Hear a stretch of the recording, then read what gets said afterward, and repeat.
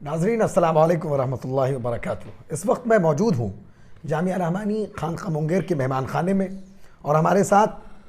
ملک کے معروف عالم دین، عالمی شہرت یافتہ عالم دین حضرت Maulana Khalid Saifullah Rahmani, general secretary all India Muslim personal board, Islamic Fiqh academy کے جنرل سیکریٹری ہیں آپ، انٹرنیشنل فقہ اکیڈمی کے بھی ممبر ہیں، بھارت سے بین الاقوامی یعنی سطح پر عالمی شہرت یافتہ، فقہ میں زبردست پکڑ، جامعہ رحمانی کے تربیت یافتہ ہیں، یہیں انہوں نے پڑھا لکھا، اور حضرت امیر شریعت رابع حضرت مولانا منت اللہ صاحب رحمانی نبی اللہ برکتہ کی تربیت میں رہ کر انہوں نے اپنی زندگی سنواری اور اپنے ترقی کے منازل طے کیے۔ حضرت ہمارے ساتھ موجود ہیں۔ سب سے پہلے میں فکر و نظر کی تمام پوری ٹیم کی جانب سے آپ کا بہت بہت استقبال کرتا ہوں۔ جزاکم اللہ خیر۔ حضرت پہلا سوال تو یہ ہے کہ جامعہ رحمانی آپ کا مادر علمی ہے، آپ طویل عرصے کے بعد آپ یہاں تشریف لائے، تو ظاہر ہے کہ جب عرصہ لمبا گزرتا ہے تو فرق بھی بڑا پیدا ہو جاتا ہے۔ آپ نے کیا بنیادی تبدیلی دیکھی اور کیا بنیادی فرق پایا آپ نے تب اور آج؟ یہ اللہ تعالیٰ کا شکر و احسان ہے کہ میں نے بہت بہتر صورت میں جامعہ کو پایا، تعمیری اعتبار سے بھی۔ جب ہم لوگ پڑھتے تھے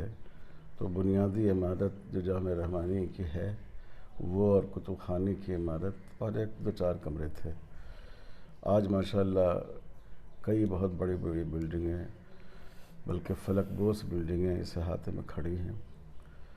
ہم نے ماشاءاللہ تعلیمی اعتبار سے بھی ترقی پائی۔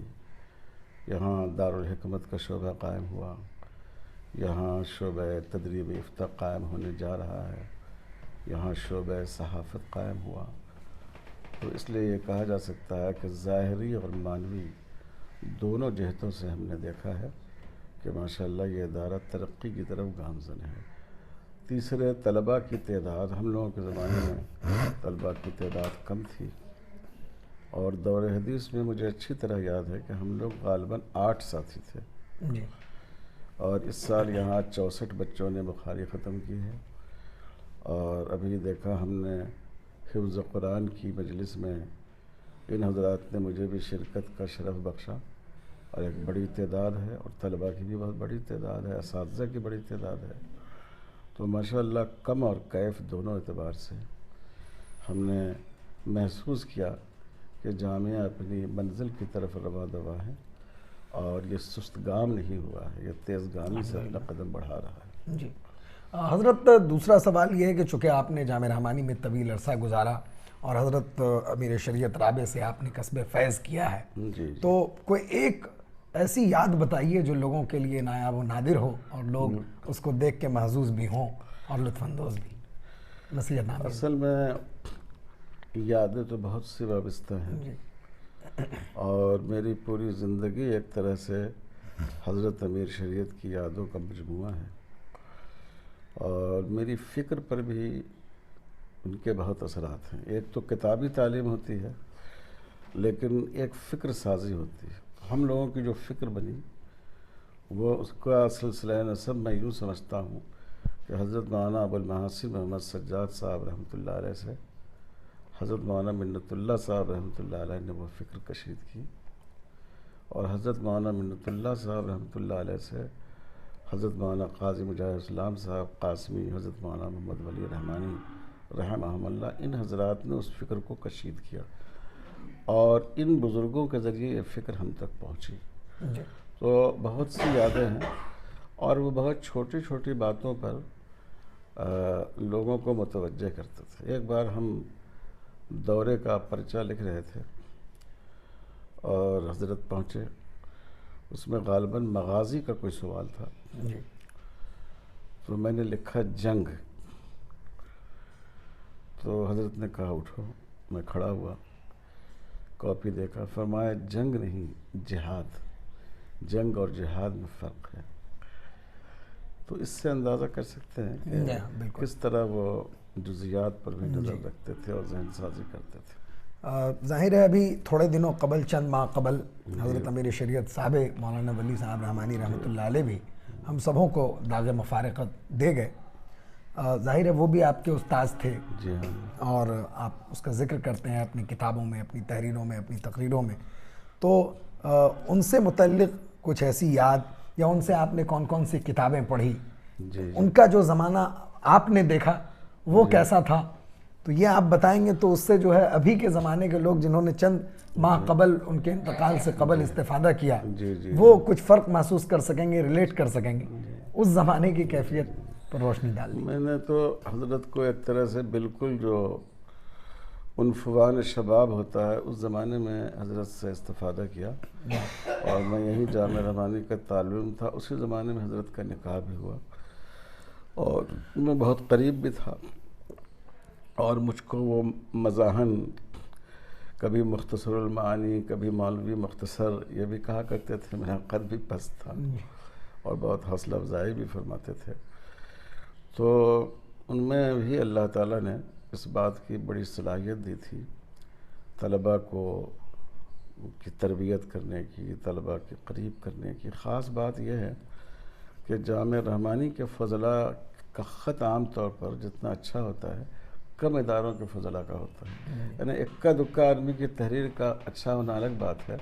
لیکن جمہور کی تحریر کا اچھا ہونا، تو یہ مولانا ولی صاحب رحمۃ اللہ علیہ کی دین ہے کہ وہ طلباء کو پر وقت دیتے تھے اور باضابطہ مشق کراتے تھے۔ اور میری زندگی کا ایک اہم واقعہ یہ ہے کہ مجھے تھوڑا بہت لکھنے پڑھنے کا شوق شروع سے تھا، لیکن وہ اس زمانے میں ایک پرچہ نکلا تھا غالباً کانپور سے جس میں افسانے چھپا کرتے تھے، اور جو نوخیز اہل قلم ہیں ان کی چیزوں کو وہ چھاپتے تھے، تو ہمیں بھی ایک مضمون لکھ دیا اور وہ اتفاق سے انہوں نے چھاپ بھی دیا۔ اب بہت زیادہ خوشی تھی طبیعت میں، وہ بات شدہ حضرت مولانا تک پہنچی، جی اور پھر مولانا نے ہم کو بلایا تو میرا تو دل بہت دھڑکا کہ پتہ نہیں کیا تنبیہ ہوگی میری، لیکن مولانا بہت شفقت سے محبت سے پیش آئے اور انہوں نے ہمارے ذہن کو پھیرا، اچھی بات ہے تمہارے اندر لکھنے کا ذوق ہے، لیکن آپ اس کے بجائے دینی مضمون لکھیں۔ جی اور میں نے پہلا مضمون پھر اس کے بعد ہجرت پر لکھا، تو مولانا نے اپنا وہ مضمون میرا لیا، خود اپنے قلم سے خط لکھا شاہد رام نگری صاحب کو، ایڈیٹر نقیب کو، وہ کہا اس مضمون کو اس میں شائع کیا جائے، تو وہ پہلا مضمون جو شائع ہوا وہ حضرت مولانا ہی نے بھیجا، ہم لوگ کے تو تصور میں نہیں تھا کہ ہمارا مضمون بھی شائع ہو سکتا ہے، تو اس سے ایک زندگی کی ایک نئی سمت ملی، جی تو یہ میں اس کو بہت اہم سمجھتا ہوں اور اہمیت دیتا ہوں۔ بالکل۔ آپ ظاہر ہے کہ آپ جو تشریف لائے ابھی جامعہ رحمانی خانقاہ مونگیر، یہ شعر کا 2 مصرع ہے، جی جی آپ جامعہ رحمانی پر ابھی تک ہم لوگوں نے بات چیت کی، جی جی چونکہ خانقاہ رحمانی بھی آپ کی تشریف آوری ہوئی، اور آپ حضرت مولانا احمد ولی فیصل رحمانی سے جی اس حیثیت سے بھی ملے کہ وہ خانقاہ رحمانی کے سجادہ نشیں ہیں، صحیح ہے، اور بزرگ کی حیثیت سے آپ نے حضرت امیر شریعت رابع کو دیکھا، حضرت امیر شریعت سابع کو دیکھا، اور اب سامعین کو دیکھ رہے ہیں، تو خانقاہی نظام میں، اور ظاہر ہے کہ جو ان سے ملاقات ہوئی، آپ کا کیا امپریشن، کیا تاثر آپ نے لیا اس خانقاہ سے؟ اور جی دیکھیے، یہ میں یہی نہیں بلکہ میں ہر جگہ کہتا ہوں کہ یہ خانقاہ روایتی خانقاہوں سے مختلف ہے۔ جی عام جو خانقاہیں ہوتی ہیں، ایک تو اکثر سجادہ نشین ہیں، ان میں علم بھی نہیں ہوتا ہے، فکر بھی نہیں ہوتی ہے، زمانے کا فہم نہیں ہوتا ہے، اور تصوف کو اور علمی اور تحریکی کاموں کو 2 الگ چیزیں سمجھا جاتا ہے۔ اس خانقاہ کے رواج شروع سے رہی، حضرت مولانا منگئی رحمۃ اللہ علیہ اپنے زمانے میں تقابل ادیان پر بھی اور فقہ پر بھی ان کی بہت گہری نظر تھی، اور انہوں نے ان دونوں چیزوں کو شانہ بشانہ رکھا، جامعہ رحمانی کی اساس رکھی۔ یہی مزاج حضرت مولانا منت اللہ صاحب رحمۃ اللہ علیہ کا تھا۔ میں نے جتنا ان کو ذکر میں وقت لگاتے ہوئے دیکھا،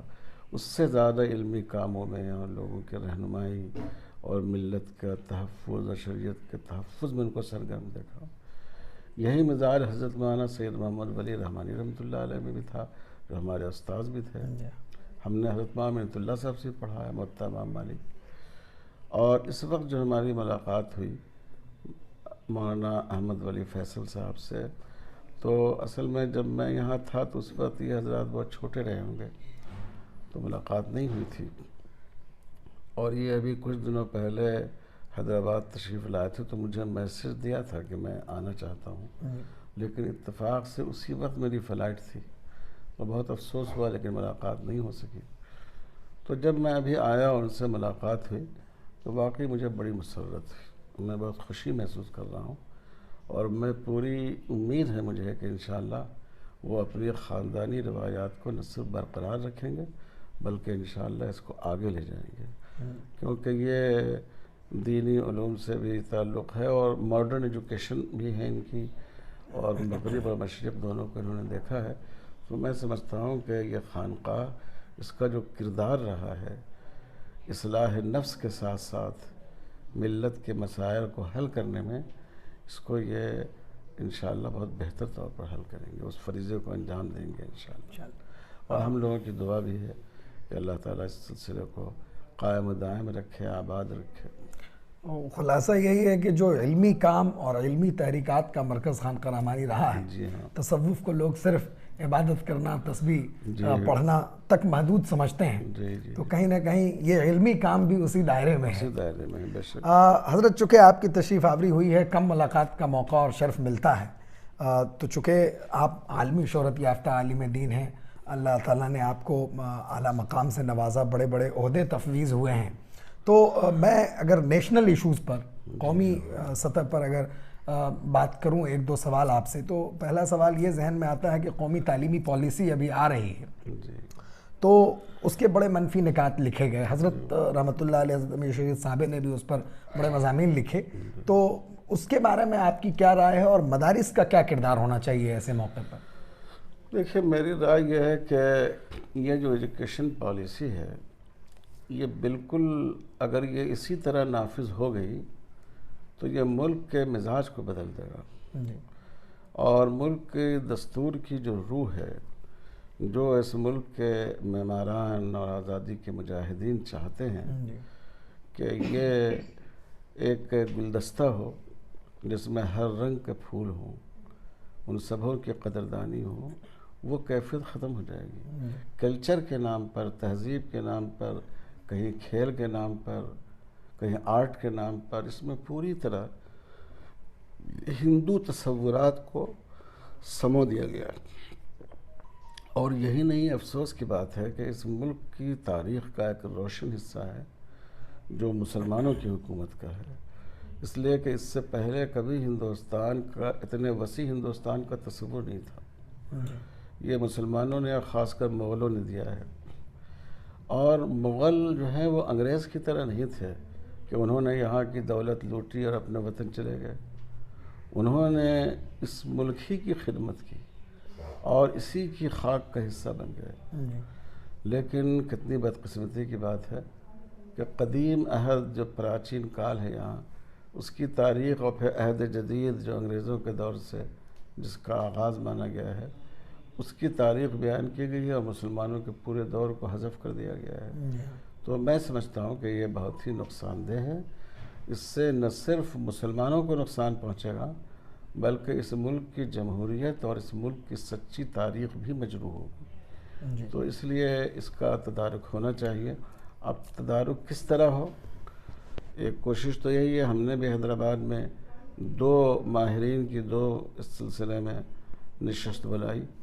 ایک میں یہ غور کرنے کے لیے کہ جو پرائیویٹ ادارے ہیں ہمارے، ان پر کیا اثر پڑے گا اس کا، اور دوسرے مدارس پر کیا اثر پڑے گا۔ تو الفاظ انہوں نے بہت مبہم گھما پھرا کر استعمال کیے ہیں، لیکن مدرسے بھی اس کی زد میں ہیں جب تک یہ بات صاف نہیں ہو جاتی۔ تو یہ مدارس کو جو اس وقت کرنے کا کام ہے، ایک تو مسلمانوں میں شعور پیدا کرنا چاہیے، اور اس وقت اس کی بہت ضرورت محسوس ہوتی ہے کہ مدارس پرائیویٹ اسکول قائم کریں، اسلامی اسکول قائم کریں، جس میں معیاری دینی تعلیم بھی ہو اور ماڈرن ایجوکیشن بھی ہو، دونوں کو وہ ساتھ لے کر چل سکیں۔ یہ آج کے حالات میں بہت ضروری ہے۔ موجودہ حکومت پر